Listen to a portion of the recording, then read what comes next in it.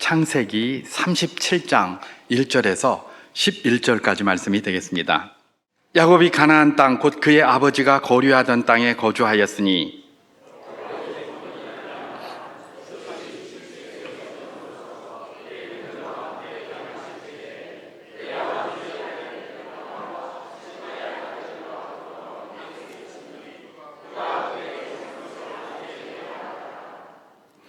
요셉은 노년에 얻은 아들이므로 이스라엘이 여러 아들들보다 그를 더 사랑하므로 그를 위하여 채색 옷을 지었더니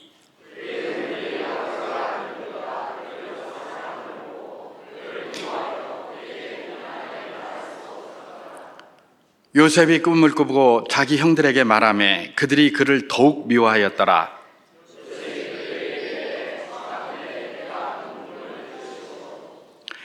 우리가 밭에서 곡식단을 묶더니 내 단은 일어서고 당신들의 단은 내 단을 둘러서서 절하더이다.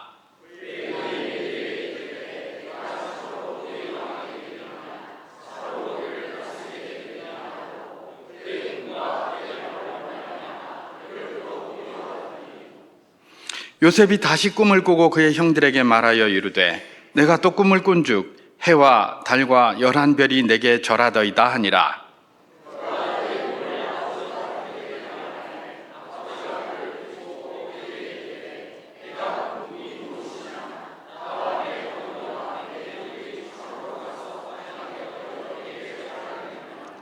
함께합니다. 그의 형들은 시기하되 그의 아버지는 그 말을 간직해 두었더라. 아멘. 요즘은 초등학교에서 그런 거 하는지 잘 모르겠는데 막 없어졌다는 소리도 있고 그래서 잘 모르겠는데 이전에 제가 초등학교 다닐 때만 해도 학교에서 운동회라는 걸 했습니다. 운동회 지금도 해요? 네. 그때는 봄에도 하고 가을에도 하고 2번씩 했어요. 운동회를 하면 이제 제일 이렇게 큰 응원이 나오는 때가 언제냐면 이렇게 연이어서 달리기 하는 거 계주할 때가 가장 큰 응원이 나옵니다. 그러면 계주를 할 때 처음부터 잘 달릴 때 이럴 때보다 더 응원이 많이 나올 때가 있죠. 그때가 언제입니까? 처음에는 질 것 같았는데 마지막 주자가 그냥 막 치고 나가서 1등으로 탁 들어가면 그러면 그냥 난리가 납니다. 사람들이 다 나와서 춤을 추고 학생들, 어른들 할 것 없이 전부 나와서 춤을 추고 난리가 나잖아요. 도시는 잘 모르겠는데 저는 시골 학교에서 다닐 때 그렇게 했었습니다. 그래서 시골 학교의 운동회는 꼭 그날 그 마을 잔치같이 이렇게 진행이 됐던 것이죠. 예, 꼴찌 하다가 막 나가서 1등을 하면 제일 좋고 최소한 2등을 하다가 막 달려서 1등으로 이렇게 골인을 하면 사람들은 그냥 막 흥분을 하고 너무 좋아하고 그렇게 합니다. 예, 그렇습니다. 왜 사람들이 그럴까요? 처음부터 1등으로 해서 계속 1등으로 들어가면 그렇게 큰 감흥이 없어요. 근데 처음에는 좀 잘 못 뛰고 이러다가 갑자기 막 치고 나와서 1등으로 딱 들어가면 굉장히 그걸 막 흥분을 하고 굉장히 열광을 하고 있는 것, 그게 사람들의 모습 아니겠습니까? 그래서 저는 뭐 스포츠 잘 모릅니다만은 그런 말이 있더라고요. 야구는 9회 말 투아웃부터다, 뭐 이런 말이 있어요. 저는 뭐 잘 모르는데 그렇게 돼서 막 긴장 가운데 있다가 탁 한 방 치고 막 이러면 막 굉장히 사람들이 흥분하고 막 그야말로 기뻐하고 그러는 것 같아요. 여러분, 인간들이 가만히 보면 말입니다. 이 사람들의 특징은 처음부터 잘하는 것도 좋아요. 그런데 처음에는 잘 못하다가 저거 되겠나 그랬는데 점점 좋아지면 이것보다 기뻐하는 게 없어요. 그죠? 그게 이제 사람들이 기뻐하는 그런 특징들인 것들을 이렇게 볼 수가 있습니다. 예, 그렇습니다. 처음부터 잘하는 것도 좋지만 그거보다는 오히려 더 뭐를 처음에는 잘 못하고 비실비실한 것 같았는데 점점 좋아져서 마침내 좋은 자리로 이렇게 딱 가게 되었다. 이런 것들을 너무나 기뻐하는 거죠. 과거에 뭐 제가 어렸을 때만 그랬습니까? 지금도 그런 것 같아요. 그죠? 그래서 요즘도 이렇게 보니까 고등학생들 가운데 그 학생 종합 전형인가? 그 평가하는 게 그런 거라면서, 그렇게 한다면서요. 처음부터 공부 잘하는 아이들도 좋은 평가를 해주겠지만 그거보다 더 인정받는 평가는 처음에는 좀 안 좋았는데 이 사람이 점점 성적이 좋아지고 고등학교 3학년 때쯤 돼서는 굉장히 좋아지게 이렇게 돼 있으면 더 좋게 평가를 한다는 그런 소리, 그런 후문을 제가 들은 것 같습니다. 뭐 정확한지는 잘 모르겠어요. 저도 소문으로 들었기 때문이고, 또 사람들은 그렇게 진보해 나가는 걸 좋아하기 때문에 뭐 그건 그럴 것이다 라고 저는 개인적으로 생각을 하는 것이죠. 우리 누구도 이런 생각에서 그냥 저건 뭐 말도 안 되는 소리야 이렇게 생각하시는 분은 한 분도 없을 것입니다. 여러분, 저런데 식당 같은 데 가고 무슨 사업을 시작을 할 때도 크리스찬들이 항상 거기 이 팻말 하나 걸어 놓는 거 있지 않습니까? 액자. 그 액자에 무슨 말이 많이 걸려져 있습니까? 내 시작은 미약하였으나 내 나중은 심히 장대하리라, 이런 거 붙여놔요. 그죠? 내 시작도 위대하고 내 마지막도 창대하리라, 이러면 더 좋을 것 같잖아요. 근데 꼭 그 말씀을 갖다 써요. 어떤 분들은 그래요. 이거는 하나님 말씀도 아니고 뭡니까? 욥을 갖다가 비난하러 온 욥의 친구 빌다, 수아 사람 빌닷이 그렇게 말한 건데 이걸 무슨 하나님처럼 말씀처럼 여기다가 기록하고 있느냐, 이렇게 말하는 사람도 있어요. 잘못된 말입니다. 빌닷이 이야기한 말이지만 그 말이 틀린 말이 아니기 때문에 그래요.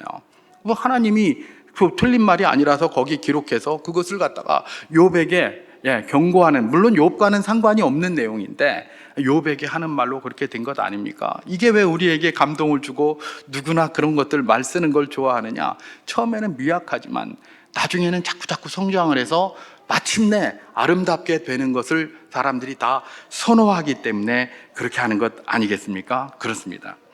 그래서인지 우리 어린이들을 이렇게 키우고 있는 그런 부모님들에게 성경에 나오는 사람 중에 당신의 아이가 누구를 닮았으면 좋겠습니까? 라고 이야기를 하면 제일 많이 나오는 사람이 요셉이라고 합니다. 요셉. 그죠? 요셉. 왜 요셉에 대해서 이렇게 사람들이 제일 좋아할까? 요셉도 가만히 보면 딱 그런 사람이거든요. 요셉도 뭡니까? 바닥을 치고 나서 계속 성장을 해서 어디까지? 마침내 애굽이라는 거대 제국의 총리까지 올라갑니다. 1인 지하 만인 지상에 그 자리까지 딱 올라가게 되니까 입신양명했다. 그런데 어디서부터? 바닥에서부터 치고 올라가서 그렇게 됐다라는 그런 관점이 아마도 크게 작용하고 있지는 않은가. 그래서 우리 크리스찬 부모님들이 우리 자녀들이 다른 누구보다 요셉을 닮았으면 좋겠다. 물론 예수님 닮는 걸 제일 좋아하죠. 그러나 사람을 기준으로 한다면 요셉을 닮는 걸 선호하는 것이 아닌가, 우리가 그렇게 생각해 보는 것이고, 그 생각이 아마 틀리지 않을 것이 분명합니다. 여러분, 요셉이 왜 그러면 그렇게 부모님들에게 선호되는 사람으로 지목을 받습니까? 그는 바닥을 치고 다시 성장한 사람이기 때문에 그렇다는 것이죠. 그래서 저는 오늘 이것을 갖다가 좀 생각하면서 함께 은혜를 나눠보기 위해서 메시지의 제목을 요셉 포물선 인생, 이렇게 한번 붙여보았습니다. 여러분, 포물선, 우리가 이제 학교 다닐 때 중고등학교, 중학생 때도 그거 합니까? 2차 방정식의 그래프 하면 수학에서 항상 포물선이 이렇게 나옵니다. 그런데 포물선이 뭡니까? 말 그대로 던질 포자, 물건 할 때 물자, 그 다음에 선자예요. 그러니까 물건을 이렇게 딱 던지면 어떻게 됩니까? 뷰 올라갔다가 이렇게 툭 떨어지죠. 이걸 포물선이라고 합니다. 파라볼라, 이렇게 얘기를 하는데, 물론 수학적 용어는 좀 다릅니다. 이렇게 수직선이 있으면 이 선에부터 여기까지 거리가 같은 것의 집합, 뭐 이렇게 쭉 그 선을 연결한 걸 포물선이다 뭐 그러는 것 같은데, 그냥 물건을 던지면 이렇게 붕 해서 이렇게 툭 떨어집니다. 이걸 포물선이라고 합니다. 제가 요셉 포물선 인생 이래 놓으니까 그러면 요셉이 붕 올라갔다가 툭 떨어지는 것 아니냐, 이런 것 아니냐, 이렇게 오해할 수 있습니다. 저는 그런 의미로 쓴 게 아니고, 그건 이제 수학에서는 음의 포물선이죠. 이렇게 된 게, 저는 양의 포물선, 이렇게 된 거를 한번 이야기를 하고 싶은 겁니다. 요셉이 포물선 인생이에요. 그런데 양의 포물선 인생이다. 요셉은 원래 처음에는 괜찮았어요. 잘 나가는 집이었어요. 집에서 사랑받으면서 좀 잘 나갔어요. 근데 요셉이 끝도 한도 없이 추락합니다. 어떻게 추락합니까? 형들로 하여금 그냥 미움을 받아가지고 말입니다. 자기 이복 형들, 여기서 형이라고 할 때 그냥 형이 아니라 이복형이라는 걸 알아야 합니다. 그것도 이복형도 그냥 이복형이 아니라 어머니들도 다 있는 그런 이복형들이에요. 그래서 이제 그 이복형들한테 굉장히 미워함을 받는 겁니다. 미워함을 받으면서 추락을 해서 어디로요? 물 없는 웅덩이에 던져졌습니다. 그래서 짐승한테 죽을 뻔했는데 그래도 르우벤이라는 첫째 이복형이 그야말로 그걸 좀 힘들어해서 야, 그렇게 하진 말자, 그냥 그 웅덩이에 처음엔 죽이자고 했는데 웅덩이에 넣자. 그래서 이제 웅덩이에다 넣습니다. 그런데 ung덩이에서 짐승에 물려 죽을 뻔하니까 또 이복형 중에 네 번째 형인 유다라는 형이 어떻게 합니까? 그래도 이 요셉이 불쌍하니까 차라리 그냥 팔자. 그래서 미디안 상인들한테 그를 팔아버립니다. 형제들한테 팔림을 당하게 누굽니까? 죽임을 당하려다가 팔림을 당한 것이 누굽니까? 이 요셉입니다. 원래는 아버지한테 사랑받으면서 굉장히 으쓱으쓱하면서 채색 옷을 입고 다니면서 막 이러는 잘 나가던 집안의 아들이었어요. 고명 아들이었어요. 그런데 그렇게 추락을 시작합니다. 그리고 어디로 갑니까? 애굽으로 팔려갑니다. 보디발이라는 근위대장, 바로 왕의 근위대장인 보디발이라는 사람의 집에 종으로 들어갑니다. 거기서도 최선을 다해서 일했습니다. 최선을 다해서 일했는데 거기서도 누구예요? 모함을 받죠. 그래서 추락을 합니다. 그리고 어디로 갑니까? 감옥에 들어갑니다. 감옥에 가서도 또 수년 동안 그 감옥살이를 그렇게 하게 됩니다. 이 요셉의 인생은 말입니다. 처음에는 여기서 출발해가지고 끊임없이 추락을 합니다. 그 끝을 알지 못하는, 추락하는 것은 날개가 없다, 그런 책의 제목도 있는데, 진짜 요셉의 인생이 그런 것이었어요. 끝없이 추락합니다. 끝없이 추락을 해요. 그런데 감옥에서 오랫동안 있으면서 거기서 반등의 기회가 생기는 거죠. 그래서 누굽니까? 술 맡은 관원장과의 관계를 통해서 바로를 만나게 되고, 바로의 신뢰를 얻어서 어디까지 올라갑니까? 총리까지 올라가서 그야말로 여기에서 출발해서 끊임없이 추락했다가 다시 반등을 해서 끝까지 올라가는 그런 양의 포물선의 모습을 요셉의 인생이 보여주는 것이죠. 그래서 제가 요셉은 포물선 인생이고, 우리 부모님들도 요셉을 좋아하는 이유가 이렇게 다시 반등해서 높이 올라가는 이런 것들을 보면서 우리 아이도 살다 보면 그렇게 바닥을 칠 때가 있는데 그 바닥을 치고 거기서 머무는 것이 아니라 다시금 이렇게 반등하기를 소망한다라는 차원에서 요셉을 좋아하지 않나, 그렇게 생각을 하는 것이죠. 요셉의 인생은 다른 무엇보다도 최저점을 찍고 높이 있다가 최저점을 찍고 다시 반등했기 때문에 더 의미 있는 인생입니다. 사실 많은 사람들이 그렇게 얘기를 합니다. 밑으로 추락하면 더 이상 성장할 수 없고 더 이상 일어날 수 없다, 그렇게 생각합니다. 그러니까 늘 실패를 두려워합니다. 이러다가 실패하면 어떡하노? 이러다가 잘못되면 어떡하노? 그래서 실패를 두려워하는 거예요. 실패는 사실 누구나 할 수 있는 거고, 추락하는 것은 누구나 할 수 있는 건데 항상 그렇게 생각을 하는 겁니다. 저도 경험이 있습니다. 제가 이전에 신학대학원에 딱 들어가가지고 사역지가 없어서 사역을 어디서 할까, 전도사 사역을 하고 싶은데 어디서 할까 그러면서 요즘처럼 이렇게 인터넷이 잘 돼서 사역지를 어디서 구한다 이런 게 나오는 것 같으면 해보는데, 그때는 그런 게 하나도 없었습니다. 기독교보를 봐야 겨우 거기 있는데 그냥 신학교 간 사람이 기독교보가 어디 있고, 또 제가 다니는 교회는 아주 작은 교회였기 때문에 기독교보가 없었어요. 그래서 그 기독교보를 보질 못하니까 어디서 뭘 구하는지 잘 몰랐거든요. 그러니까 이렇게 보니까 이제 저기 어디예요? 그 창원에 어디 시골에 그 교회가 하나 있는데, 우리 그때 신학대학 원장님이 너 사역지 구한다는데 거기 한번 가볼래? 그러더라고요. 저는 가겠다고 그랬어요. 근데 옆에 친구들이 만류를 많이 했어요. 한 번 시골 가면 절대로 나오지 못한다. 한 번 가면 못 나온다. 그러니까 들어가지 마라. 첫 발을 잘 뛰어야 된다. 첫 발을 잘 뛰어야 된다. 그런 말 많이 했어요. 그런 것 같아요. 왜냐하면 일반적으로 그러니까. 근데 하나님께서 저를 그 시골에다가 이렇게 던져서 거기서만 있게 하신 것이 아닙니다. 그래서 제가 그 후에 어디까지 갔다 왔습니까? 천당 밑에 분당까지 갔다 왔잖아요. 그죠? 시골에 있다고 늘 거기만 늘 있는 게 아닙니다. 하나님이 어떻게 쓰시느냐에 굉장히 다른 것이죠. 천당 밑에 분당만 갔습니까? 제가 이 수정교회에 와서 담임 목사도 하고 있지 않습니까? 이 천당 밑에 분당보다 더 좋은 일도 하고 있단 말이에요. 그러니까 왜 우리는 맨날 바닥에서만 있어야 됩니까? 그렇지 않은 것이에요. 근데 세상이 그렇게 생각을 해요. 그러니까 실수하는 것을 두려워하고 실패하는 것을 두려워하고 이러면서 이게 그걸 힘들어 하는데, 요셉을 보니까, 이렇게 푹 내려갔다가 다시 올라가네? 그러니까 요셉을 굉장히 이제 사람들이 선호하는 것이죠. 그래서 우리 아이가 요셉과 같으면 참 좋겠다, 이렇게 생각을 하는 것입니다. 근데 여러분, 요셉과 같이 되는 것, 그냥 되는 것은 아니겠죠. 요셉에게도 특징이 있었습니다. 그래서 오늘 우리 어린이 주일에 우리 어린이들에게는 이 요셉의 특징을 잘 좀 마음속에 새기기를 소망하고, 그리고 요셉이 그런 특징을 갖게 된 데는 자기 집, 특별히 아버지 야곱의 특별한 사랑이 있었습니다. 그래서 우리 부모님들은 우리 자녀들을 좀 그렇게 좀 해줬으면 좋겠다라는 마음에서 오늘 어린이와 함께 이렇게 예배하고 있으니 그 두 분야로다가 잠깐 나눠서 여러분과 은혜를 나눠보기를 원하는 겁니다. 요셉이 이렇게 추락도 해봤다가 성장도 해봤다가 높은 자리에 있다가 추락하는 건 정말 힘들거든요. 그런데 이 추락을 해서도 이 가장 바닥에서도 어떻게 버텨갈 수 있었고, 또 거기서 어떻게 다시 반등을 해서 여기까지 갈 수 있었을까? 물론 하나님께서 하신 일입니다.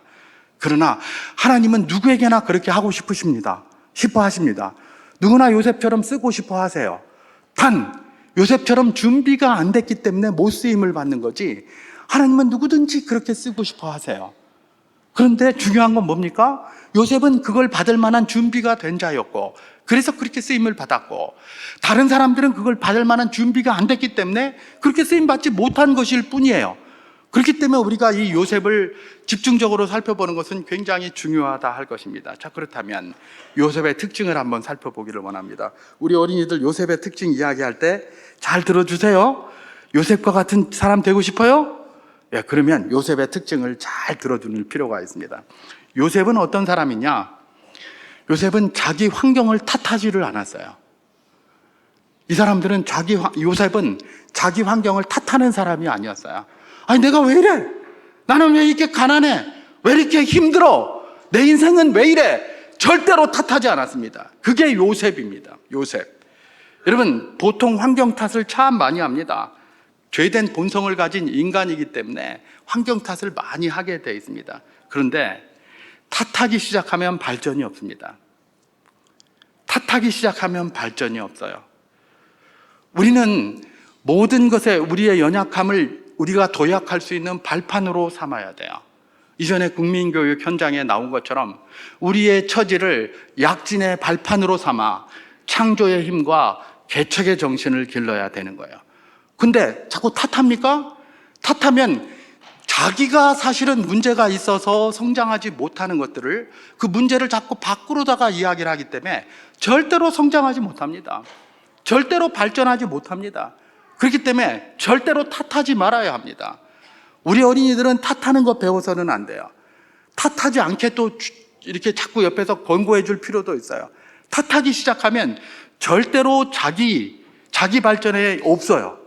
탓하지 말고 그것을 오히려 내가 무슨 문제가 있는가를 들여다볼 수 있도록 탓하는 걸 자꾸 금지시켜야 합니다. 어린이들은 그걸 잘 생각해야 되고요.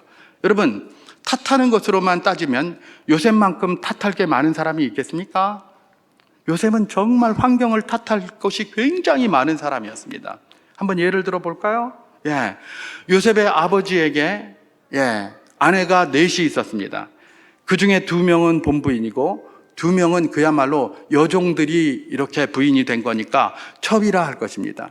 이 넷 부인에게서 아들을 낳았는데 아들이 몇 명이었습니까? 레아라는 본부인에게는 아들 6명과 딸 하나를 낳았어요. 그리고 그 여종들 빌하와 실바에게서 아들 2씩을 더 낳았어요. 그러니까 요셉은 그들보다 다 나이가 어려요. 그러니까 요셉 위에 형이 10명이 있는데 그 이복 형들이 전부 뭐예요? 어머니들이 다 있는 그런 형들이었어요. 근데 지금 요셉은 몇 살 때쯤? 한 5살 때쯤이나 6살 때쯤 됐을 때 자기 어머니 라헬이 죽었어요. 누구를? 자기 동생 이 베냐민을 낳다가 난산 끝에 죽었어요. 그러니까 자기하고 같이 있는 피부치라고는 누구예요? 물론 아버지는 같지만 자기 베냐민, 자기보다도 나이가 5, 6살이나 어린 동생밖에 없어요. 그게 동생이 그게 다예요. 그런데 뭐예요? 자기 혼자 있고 전부 형들인데, 이복 형들인데 제일 많은 르우벤이라는 이복 형은 요셉보다 몇 살이나 더 많았을까요? 정확히는 알 수 없지만 많으면 20살 정도 많았고 적으면 15살 정도 많았고, 그러니까 굉장히 많았어요. 그러니까 지금 여기는 지금 요셉이 17세 때 시작을 하잖아요. 그죠? 그러니까 제일 큰 형은 30이 이미 넘었고, 그죠? 그 위에 형들이 다 최소한 20살 다 넘은 형들이에요. 그런 형들인데 자기만 이제 17살인데 자기 동생은 그러면 몇 살일까요? 이제 12살이에요. 그죠? 그런데 어머니가 죽었어요. 아버지는 같아도 어머니가 다 키우잖아요. 그 어머니가 돌아가시고 나니까 누가 이를 사랑해 주겠습니까? 사랑해 줄 사람이 하나도 없어요. 그러면 요셉이 빠질 수 있는 환경은 뭡니까? 내 인생이 와 이러노? 다 저 이복 형들 저것들은 다 어머니도 있고 그래서 짜증날 때마다 엄마한테 가서 화풀이하고 엄마한테 사랑도 받고 그러는데 나는 도대체 누가 사랑해 주노? 내 인생은 와 이러노? 겨우 내가 쳐다볼 게 동생 베냐민밖에 없는데 저 어린애밖에 없는데 와 일로 우리 형들은 와 이러노? 예, 그런 거 탓하지 않겠습니까? 탓할 것이 굉장히 많습니다. 그것뿐입니까? 형들에게 죽임을 당할 뻔하고 그 다음에 또 쫓겨나고 그럽니다. 그죠?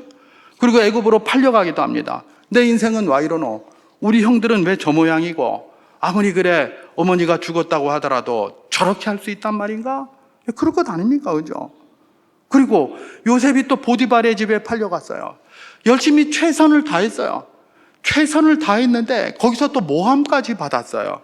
그리고 감옥에 가게 됐어요. 그러면 하나님 앞에 뭐라고 하겠습니까? 하나님 말씀대로 내가 최선을 다했는데 이게 뭡니까? 이게 인생이 와 이렇습니까? 이렇게 안 하겠습니까? 얼마든지 요셉은 지금 분노하고 탓할 거리가 굉장히 많습니다. 게다가 또 감옥에 들어갔습니다. 감옥에 들어가서도 정말 거기서 열심히 헌신적으로 말했는데 이게 도대체 감옥에 몇 년을 있어야 되는지 기약 없이 수년이 흘러가고 있는 그 인생의 상황. 요셉은 탓할 일들이 너무나 많았습니다. 너무나 많았어요. 근데 말입니다. 성경을 보면 요셉이 탓했다는 말이 한마디도 안 나옵니다. 자기 인생을 탓했다는 말이 하나도 안 나와요. 여러분 1998년과 2000년에 제작된 이집트 왕자라는 애니메이션이 있습니다. 이집트 왕자 1이 1998년에 제작되었고 이집트 왕자 2가 2000년에 제작이 되었는데 다 제가 신학대학원 다닐 동안에 제작이 된 겁니다. 이집트 왕자 1은 모세에 관한 내용이고 이집트 왕자 2는 요셉에 관한 내용입니다. 드림웍스라는 데서 만든 이 요셉에 관한 거를 제가 남아공에 있을 동안 아이들한테 비디오로 그거 틀어주면서 옆에서 같이 이렇게 봤습니다. 봤는데 거기도 보면 요셉이 막 나와서 뮤지컬을 하면서 애니메이션입니다. 뮤지컬을 하면서 감옥에 대해서 이렇게 나오는데 거기서 놀고 있지 않아요. 내 인생은 왜 이러냐? 내 인생은 왜 이렇게 나락에 빠졌느냐? 탓하지 않습니다. 감옥 속에서도 뭘 합니까? 거기서 식물을 심고 물을 주고 말입니다. 최선을 다합니다. 자기가 할 수 있는 최선을 다해요. 내 인생이 왜 이러냐? 내 인생이 왜 이렇게 꼬였노? 그런 말 하지 않습니다. 최선을 다하는 거예요. 그러니까 어떻게 합니까? 요셉이 간수장에게까지 인정받잖아요. 여러분, 요셉은 환경을 탓하는 사람이 아니었어요. 물론 탓했을 겁니다, 처음에는. 그러나 이내 그 탓하는 것으로 벗어나서 뭡니까? 자기가 할 수 있는 최선을 다했던 것이 누구다? 요셉이라는 것입니다. 하나님은 그 준비된 요셉을 들어서 높이 쓰셨다는 것입니다. 여러분, 우리 어린이들 탓하지 마세요. 옆집이 쟤네는 잘 살고 옆집이 쟤네는 뭐하고 이러는데 왜 나는 이래? 이런 생각하지 마세요. 목사님이 이전에 어렸을 때 학교 다닐 때는 크레용이 없었어요. 집에 크레용을 사달라고 하지도 못해요. 저는 미술 점수가 별로 안 좋았어요. 미술 실기 점수가 아니라 그림 점수가. 왜냐? 크레용이 없으니까. 가가지고 저기 가서 문방구에 가서 이렇게 요만한 스케치북 종이 같은 거 한 장 삽니다. 스케치북을 안 사고 그것만 한 장 딱 사가지고 가요. 그럼 크레용 없잖아요. 그럼 크레용 어떻게 하겠습니까? 친구들한테 빌리는 거예요. 근데 잘 빌려줍니까? 자기들 그리는데. 그죠? 그러니까 걔네들이 안 쓰는 거 갖다가 그림을 그리는 거예요. 그러니까 시커먼 색, 이런 거. 잘 안 쓰고 그냥 놓여 있는 거. 이것 좀 빌려달라. 그래서 그걸로 막 그리고 갖다 주고. 그러니까 이게 실기 점수가 잘 나올 수 있겠습니까? 그래도 나는 이거 크레용 하나? 이거 없는 거 그게 부끄럽지 않았어요. 왜 그렇습니까? 그거 탓해봐야 뭐합니까? 그거 부끄럽게 생각해봐야 내 인생에 무슨 유익이 있습니까? 어렸지만 저는 별로 그런 거 신경 쓰지 않았어요. 그래서 지금도 과거 생각하고 어렸을 때 생각하면 좋은 생각만 나지 뭐 이런 거 별로 생각 잘 안 나요. 별로 생각 안 난다고요. 여러분, 그게 다 뭡니까? 우리 마음속에 그런 도전을 하면 돼요. 우리 주님께서 함께 하시잖아요, 우리 어린이들. 그죠? 옆집은 이런데 뭐 나는 이렇다. 그렇게 하지 마세요. 그렇게 해봐야 일생에 도움될 거 하나도 없어. 요셉과 같은 사람이 되려면 어떻게 해요? 탓하지 마세요. 지금 나에게 있는 이게 최고의 환경으로 하나님이 내게 주신 것이고 우리 부모님들이 나에게 최고로 해주시는 거다, 이렇게 생각하세요. 그게 모든 것을 이기고 요셉처럼 성장할 수 있는 그 근간이 되고 기틀이 된다는 것들을 알아야 됩니다. 그렇죠? 예, 요셉은 어떤 사람입니까? 환경 탓하지 않았어요. 환경 탓하지 않는 사람이었고, 또 요셉은 어떤 사람이었을까요?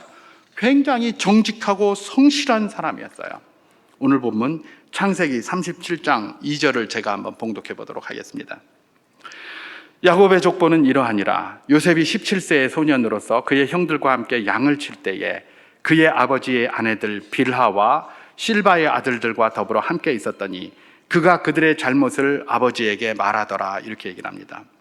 많은 사람들이 이 요셉을 평가를 하면서 뭐라고 얘기를 하냐, 요셉이 이 철부지라서 자꾸 고자질한다, 이렇게 평가를 많이 합니다. 그래서 요셉이 치기 어린 자였다. 물론 치기 어렸어요.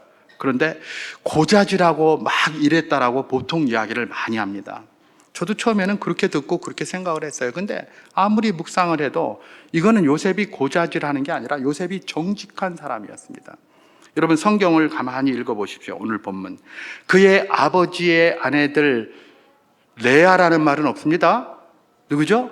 빌하와 실바의 아들들만 나와요. 여러분, 여기에 포인트입니다. 레아의 아들들의 이야기는 안 나옵니다. 나중에 팔렸다가도 그들이 죽이려고 했다가도 레아의 아들들에 의해서 그나마 애굽으로 팔려갑니다. 그죠? 그렇잖아요.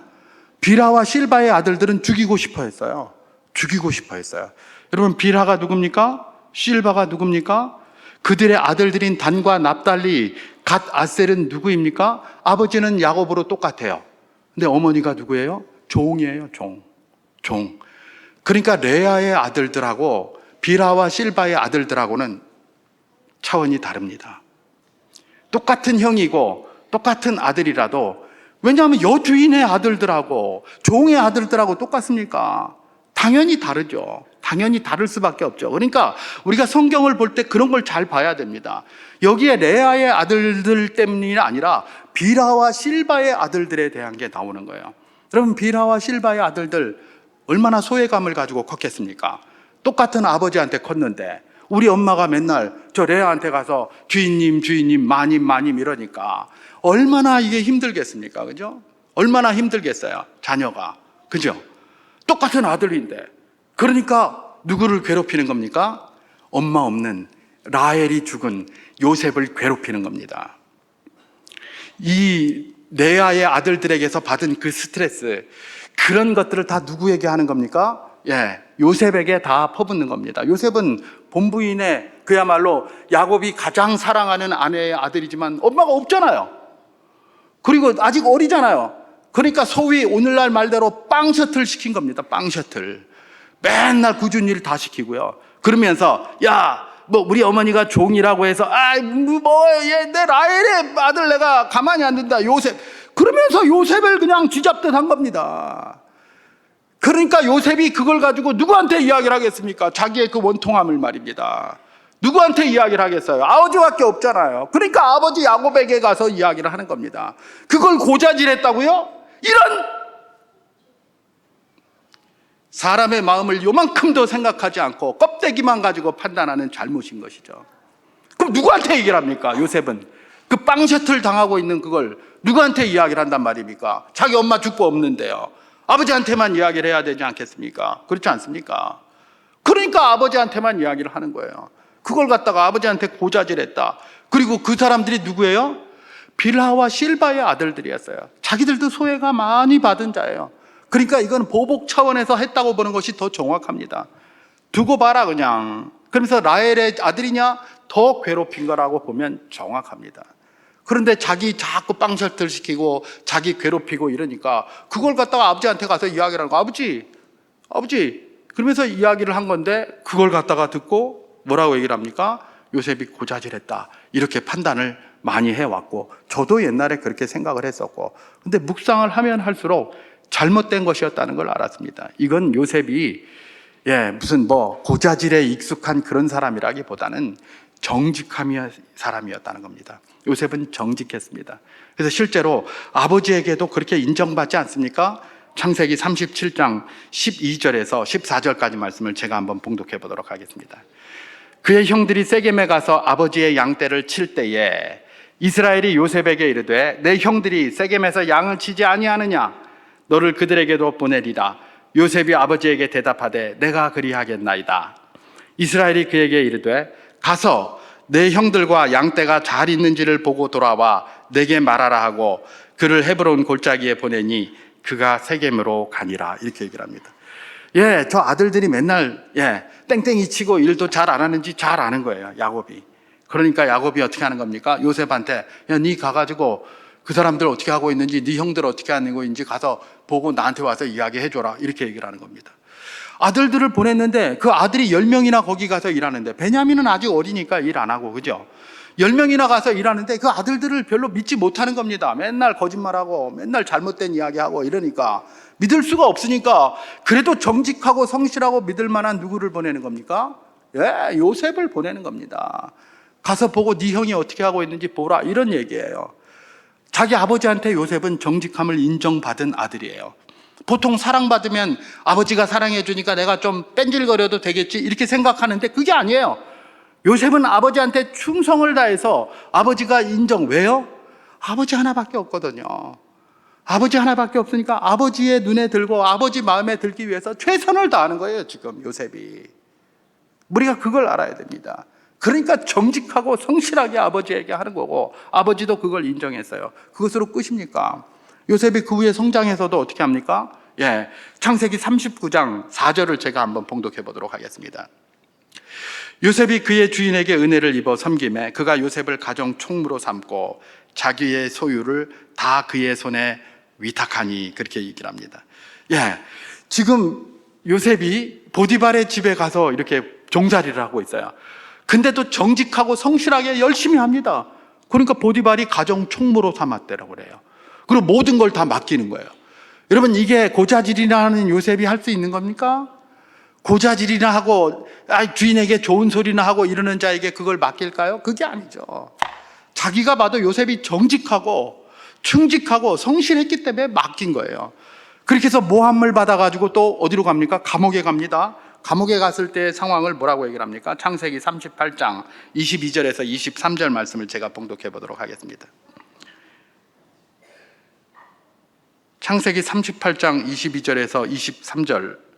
그게 그겁니까? 제가 한번 읽어보도록 하겠습니다. 제가 좀 잘못 표시한 것 같은데. 간수장이 옥중 죄수를 다 요셉의 손에 맡김으로 그 재반 사물을 요셉이 처리하고 간수장은 그의 손에 맡긴 것을 무엇이든지 살펴보지 아니하였으니 이는 여호와께서 요셉과 함께 하심이라.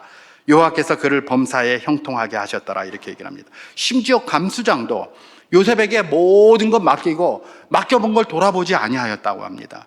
그건 뭐예요? 요셉의 정직함과 요셉의 성실함을 믿고 있었다는 거예요. 믿어주었다는 거예요. 그러니까 그걸 맡기고 그렇게 하죠. 그렇지 않고 맨날 사바사바나 하고 그냥 고자질이나 하고 이러면 누가 그런 걸 맡기겠습니까? 그죠? 여러분 요셉은 절대로 고자질하는 사람이 아니었습니다. 정직한 사람이었습니다. 우리 어린이들 정직하십시오. 정직한 사람을 하나님께서 들어 쓰시고 정직한 사람을 세상에서도 높이 들었습니다. 정직이 최고다. 그래서 막 거짓말 굉장히 많이 하고 거짓말해야 산다. 그렇게 들리니까 그렇게 살아야 될 것 같아요. 근데 성경이 이야기하는 건 정직한 자가 성공한다고 이야기를 합니다. 그러니까 요셉처럼 정직한 사람이 될 수 있기를 바랍니다. 정직하게 해주세요. 하나님 정직하게 해주세요. 이렇게 늘 기도하세요. 그러면 하나님께서 여러분들에게 정직한 마음을 날마다 새롭게 해주실 거예요. 그래서 요셉처럼 하나님께 기쁨이 되어 쓰임받고 세상에서도 존경받는 그런 사람들이 될 겁니다. 요셉은 이와 같이 정직하고 성실했고 환경 탓하지 않는 그런 사람이었습니다. 그런 사람을 하나님께서 들어서 쓰신 것이죠. 자, 그렇다면 이 요셉이 이렇게 정직하고 성실해지고 그 다음에 환경 탓하지 않은 이런 특징을 가진 인격으로 성장하는 데 있어서 집에서 어떤 역할이 있었을까? 우리가 그걸 잠깐 생각해보고 마치도록 하겠습니다. 그게 바로 뭡니까? 요셉이 아버지의 사랑을 듬뿍 받으면서 컸기 때문에 그렇습니다. 아버지의 사랑을. 오늘 보면 창세기 37장 3절에서 4절을 제가 한번 봉독해 보도록 하겠습니다. 요셉은 노년에 얻은 아들이므로 이스라엘이 여러 아들들보다 그를 더 사랑하므로 그를 위하여 채색 옷을 지었더니 그의 형들이 아버지가 형들보다 그를 더 사랑함을 보고 그를 미워하여 그에게 편안하게 말할 수 없었더라. 그렇게 얘기를 합니다. 여기서 야곱이 그야말로 요셉을 더 사랑했어요. 그죠? 더 사랑했다라고 그렇게 얘기를 하고, 그랬더니 그 형들이 보고 요셉에게 편안히 말할 수 없었다. 그렇게 얘기를 합니다. 이걸 가지고 우리는 흔히 야곱이 아들들을 너무 편애했다. 편애해서 이렇게 집안이 서로 갈등하게 만들었다. 이런 이야기를 참 많이 하는 소리를 듣습니다. 여러분, 아버지 야곱이 아들들을 편애한 걸까요? 요셉을 편애한 것일까요? 그렇게 볼 수도 있습니다. 그러나 우리는 엄밀하게 봐야 합니다. 이건 그 형들의 입장, 그야말로 그 이복 형들의 입장에서 지금 평가한 것이지 아버지 야곱과 요셉의 입장은 전혀 배려하지 않은 겁니다. 여러분, 아버지 입장에서 한번 생각해 보시기 바랍니다. 부모님들은 모든 자녀를 편애하면 안 된다라고 그렇게 알려져 있습니다. 근데 그게 됩니까? 제가 무슨 말 하는 겁니까? 부모님이 모든 자녀를 똑같이 사랑할 수 있습니까? 아니죠. 그건 인간이기를 거부한 것이죠. 부모님에게 있어서 연약한 자식, 힘없고 약한 자에게 더 마음이 가게 돼 있습니다. 아닙니까? 아닙니까? 저만 편애하나? 똑같은 자식 10손가락 깨물어서 안 아픈 자식 하나도 없어요. 그런데 그 자식 중에서 약한 자식에게 더 마음이 가게 돼 있어요. 그게 부모예요. 그게 부모예요. 그래서 장애를 가진 부모님들이 항상 고백하는 게 뭐라고 합니까? 쟤보다 하루만 더 살게 해주세요. 아니, 보통 자식이 부모 암 세우는 걸 불효라고 하잖아요. 그죠? 그런데도 그 부모님들은 쟤보다 하루만 더 살게 해주세요. 그렇게 기도한다고 하지 않습니까? 하루만 더 살게 해달라고. 왜냐하면 걔가 잘 살 수 있도록. 그러니까 옆에 있는 다른 자녀들은 그것 때문에 피해를 보는 겁니다. 그러면서 마음이 힘들 수도 있어요. 그러나 그걸 명백하게 잘 이야기를 해줘야 되는 거예요. 그럼에도 불구하고 자녀들은 왜 저 사람만 저렇게 하나 이렇게 생각할 수가 있어요. 근데 그걸 부모의 편애라고 하겠습니까? 그걸 편애라고 말하면 안 되지요. 그죠? 그걸 편애라고 말하면 안 됩니다. 여러분, 요셉을 한번 생각해 보십시오. 야곱이 가장 사랑하던 아내가 누굽니까? 라헬, 요셉의 어머니입니다. 그죠? 그런데 그 아내가 낳은 아들이 요셉인데 제일 마지막인데 이제 5살, 6살밖에 안 됐습니다. 근데 아내가 덜컥 죽었어요. 그것도 막내 베냐민을 낳고 덜컥 죽었던 날입니다. 요셉이 그 어린아이가 누구의 사랑을 받아야 됩니까? 어머니의 사랑에 대해서 정말 잘 아는 사람이 누굽니까? 야곱입니다. 그죠? 에서는 아버지의 사랑을 많이 받았지만 야곱은 어머니의 사랑을 많이 받았잖아요. 그러니까 이 아버지 야곱이 어머니의 사랑이 얼마나 중요한지를 그 누구보다도 잘 아는 사람이 누굽니까? 야곱입니다. 야곱. 그런데 보니까 요셉이 이제 아직 걸음마나 겨우 하고 이러다가 조금 걷게 될 5살 나이가 됐을 때 어머니가 죽은 거예요. 그러면 다른 부모들, 거기 다른 어머니들이 있어서 자녀가 없으면 또 요셉을 데려다가 뭘 해주겠지만 다 자기 자식들 다 있잖아요. 그러니까 팔이 안으로 굽는다고 다 그들 챙기지. 요셉은 맨날 그냥 왕따입니다. 왕따. 아버지가 마음을 줘야 되겠습니까? 안 줘야 되겠습니까? 줘야 되겠습니까? 안 줘야 되겠습니까? 그거 편애하는 겁니까? 그게 편애하는 겁니까? 이거는 부모의 입장을 소위 1도 모르는 사람들이 평가하는 겁니다. 부모의 입장을 1도 모르는 사람들이 평가하는 거예요. 요셉의 입장에서는 어떨까요? 아버지의 이런 사랑이 다른 형들보다 자기에게 잘해주는 것 같이 보이잖아요. 그죠? 그렇기 때문에 그가 살아갈 수가 있었던 거예요. 다른 형들의 그 왕따시킴과 빵 셔틀 시킨 것 같은 그런 것에서 위축되지 않고, 어쨌든 아버지가 자기를 더 사랑해 주니까 아버지한테 더 사랑받고 싶어서 아버지에게 최선을 다한 겁니다. 아버지에게 더 사랑받고 싶어서. 그러니까 뭐가 된 겁니까? 그가 극악한 상황, 저 바닥까지 내려가고 그야말로 모든 그런 상황 속에서도 그걸 극복해낼 수 있었던 겁니다. 여러분, 요셉이 이렇게 특징적인 인물로 인격으로 성장할 수 있었던 이유가 뭐라고요? 아버지의 사랑을 충만히 받았기 때문에 그렇습니다. 이게 큰 마음의 위로를 주고, 만약에 그런 것이 없었다면 요셉도 그야말로 아주 옆으로 빗나갔거나 그야말로 정서적인 파멸 상태가 와서 형들에게 그냥 막 깽판치고 했거나 그러면서 성장을 못했을 겁니다. 그런데 자기가 보기에 아버지가 자기만 사랑하는 것 같거든요. 근데 사실은 자기만 사랑하는 건 아니죠, 그죠? 자기만 사랑하는 건 아닌데 자기만 특별하게 사랑하는 것처럼 있었기 때문에 더욱더 어떤 상황에서든지 환경 탓하지 않고 정직하게, 그렇게 바닥에서도 탓하지 않고 살아갔을 수 있었던 사람이 누굽니까? 이 요셉이었다라는 것을 우리는 기억해야 됩니다. 그렇습니다. 우리 자녀들은 부모의 사랑 많이 받아야 합니다. 사랑을 받고 큰 자가 사랑할 줄 압니다. 사랑받고 큰 자가 또 사랑받습니다. 왜요? 사랑받고 큰 자는 사랑받는 방법을 알아요. 그래서 그 방법을 알기 때문에 사랑을 받아요. 여러분, 요셉 보십시오. 온 사람들한테 다 사랑받잖아요. 보디발에게도 가서 사랑받고, 간수장에게도 사랑받고, 애굽왕 바로에게도 사랑받고, 모든 이에게 사랑받아요. 요셉은 만나는 사람마다 사랑받습니다. 왜요? 사랑받는 방법을 아니까. 자기 아버지가 자기를 어떨 때 사랑해 주더라 라는 걸 아니까, 정직하게 성실하게 했더니 사랑해 주더라, 그걸 아니까 평생을 그렇게 산 겁니다. 아버지한테 잘 보이는 그걸 배워가지고 말입니다. 사랑받은 자가 또 사랑할 줄도 압니다. 그렇지 않으면 사랑 어떻게 하는지 잘 모릅니다. 우리 옛날부터 그런 말이 있잖아요. 우리 한국에, 요즘은 안 그런데 이전에 저 때만 해도 그렇고, 사랑한다는 말 와인 아내들에게 할 줄 모른다면서 빨리 그러면 그거 꼭 말해야 하나? 이런 말 있잖아요. 그죠? 그것도 말하고 늘 하는 데서 살아야 그거 말하지, 말 늘 안 하고 하면 잘 못하거든요. 아닙니까? 저만 그런가? 늘 그렇단 말이에요. 그러니까 요셉은 그런 사랑을 받고 자랐고 그랬기 때문에 사랑할 줄도 알고 사랑받을 줄도 알고 막 그러는 거예요. 그게 바로 뭡니까? 요셉이었다는 겁니다. 여러분, 자녀들 사랑해 주십시오. 그런데 내가 특별한 사랑을 받고 있다고 생각할 정도로 사랑해 주십시오. 그래서 부모한테 내가 다른 건 몰라도 우리 부모님들 눈에 나는 건 내가 너무 싫어, 그렇게 사랑해 주세요. 그렇다고 막 눈에 보이게 이렇게 하는 것이 아니라 지혜롭게.